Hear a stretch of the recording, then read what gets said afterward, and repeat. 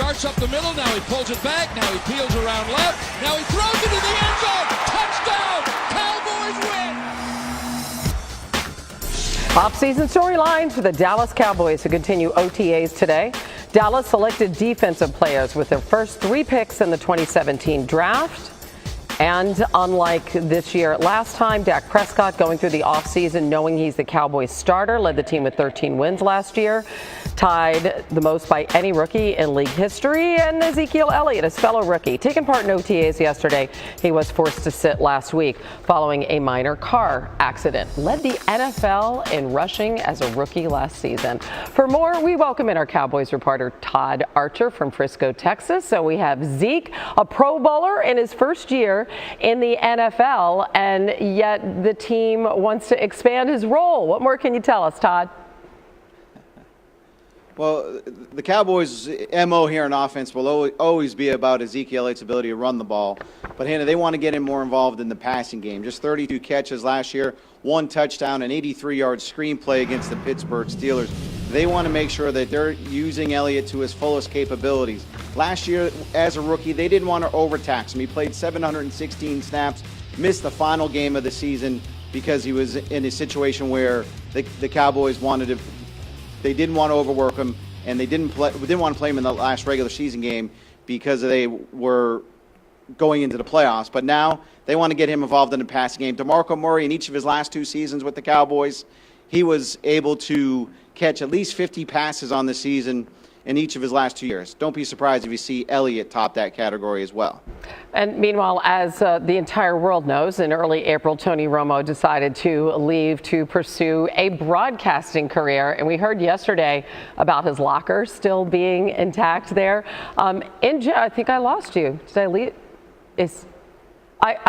Todd is gone. I mean, maybe he went to look for Tony Romo. I thought the question was fine. I was like, I thought that was a very well-worded question, Hannah. He didn't like what you said for some reason. It was. I don't know. I actually think there was some kind of like technical issue because it seemed like he had a technical issue. It was, yes. Okay, we're moving on. Just like the Cowboys without Tony Romo. Teddy, listen, they had the highest design rush percentage last year. Do you envision them opening up this offense at all?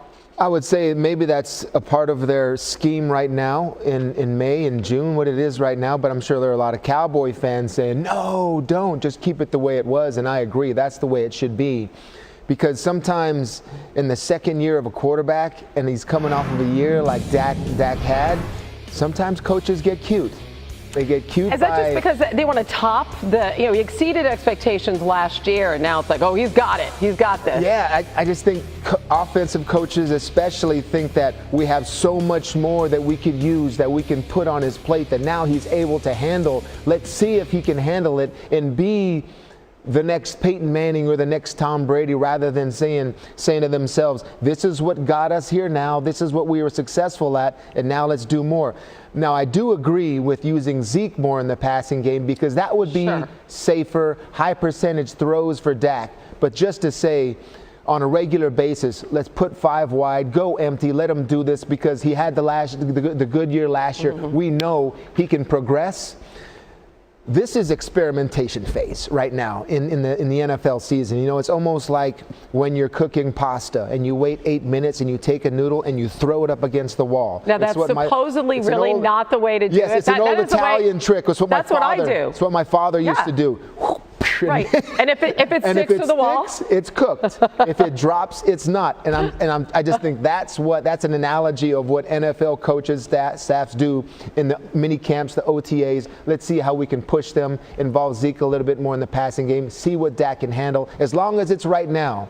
And the veterans right now will be like, okay, let's see what he's got. But when it comes to September, everyone will want to see what got you successful first last year. All right, really quickly, what about that defense? Because their pass rushing was near the bottom of the NFL. Opposing quarterbacks had plenty of time to find their receivers, even though the team was very successful, but they've also lost a bunch of defensive backs. So what are your concerns in that regard? I think with those defensive backs and all of the draft picks they had in the defensive backfield area, communication is going to be huge, and I hope that's what they're working on right now. I'm sure that's a main emphasis point right now because When you have rookies at safety or in the slot, and you're going up against 4 wides, 5 wides, and you have sometimes 5 defensive backs, sometimes 6 in various packages, they need to be communicating along with themselves and the linebacker that's in there, whether it's Sean Lee, can Jalen Smith be healthy. So these young players, if I'm a Dallas Cowboy fan, don't get too discouraged if early in the season there are explosive plays against, maybe 50, 60-yard touchdowns because of lack of communication. That's what should be getting better from this point all the way through the course of the regular season due to their youth.